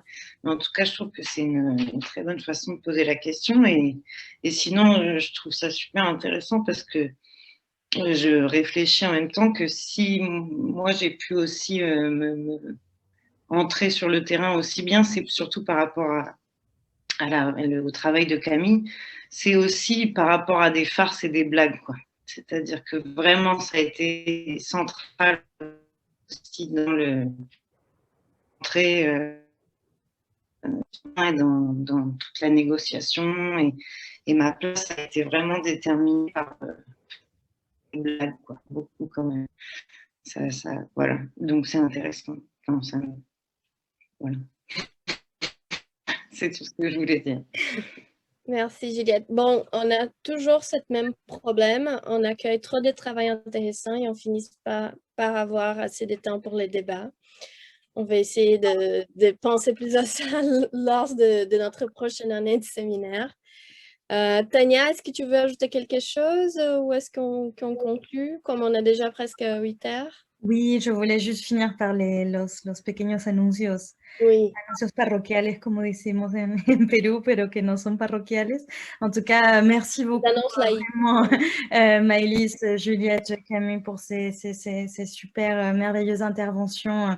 C'est vrai qu'on voudrait vraiment continuer la discussion et je ne peux que, enfin, je suis... J'attends avec impatience en fait la soutenance du coup Juliette et la publication Camille et bon Maëlys aussi en fait, mais c'est aussi merveilleux de ce séminaire en fait, vraiment découvrir les travaux en cours de route, les résultats et puis vraiment pouvoir peut-être par la suite poursuivre en fait par les productions finales. Comme l'a dit Anna aussi, en fait on va vous solliciter les intervenantes par la suite pour que vous nous fournissiez quelques références bibliographiques de façon à ce qu'on les mette sur le site d'Hypothèse. Donc comme ça, toutes les personnes qui souhaiteraient éventuellement approfondir les éléments abordés pourront s'y référer pour les approfondir. Et du coup, moi, je ne peux que finir voilà, par 2 petites annonces parce qu'on co-organise une prochaine séance là d'ici 2 jours, en fait, le 17 février, avec du coup Mara Montanaro du Collège international de philosophie. Ça sera une séance Zoom aussi qui portera sur le féminicide au Mexique et dans les Amériques latines, où alors il y aura Paula Serpiente, je ne sais pas si vous la connaissez, elle fait des travaux merveilleux sur du textile, en fait, Teresa Larrucea et Ayoa Gutiérrez del Pozo et moi-même qui interviendront sur la question du féminicide dans les expressions artistiques, cinéma, dans la rue, etc., etc. Donc ça, on vous fournira le lien Zoom pour y participer directement. D'ailleurs, si quelqu'un pourrait le mettre peut-être pendant que je finis los anuncios, ça serait super sur le chat. Sinon, 1er mars, du coup, on vous attend pour notre prochaine séance de GFMLAT qui portera plus spécifiquement sur la littérature, donc du coup genre et littérature latino-américaine, avec les interventions de Romain Frezzato et Kathleen Loureiro Reis. Je le prononce certainement très mal, mais voilà, qui interviendront du coup sur la littérature. Et puis voilà, je ne peux que vous remercier pour ces interventions passionnantes et j'espère qu'on pourra poursuivre ces discussions par la suite. Merci beaucoup aux intervenantes, merci beaucoup au public et voilà, toutes les autres informations sur Facebook ou sur la page de GFMLAT. Merci beaucoup. Très bonne soirée. Merci à vous. Au revoir. Ciao. Merci beaucoup. Bonne soirée. Merci beaucoup Bonne encore. soirée. Merci. Merci, bonne soirée. Ciao.